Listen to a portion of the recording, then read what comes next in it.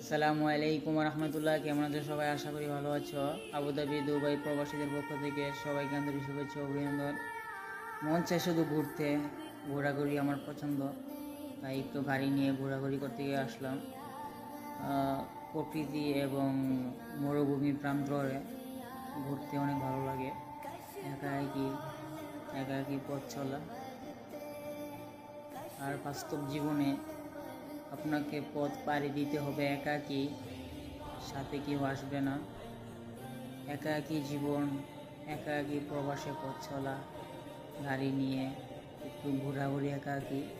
এটি হচ্ছে আবুধাবি শহর, একটু মরুভূমি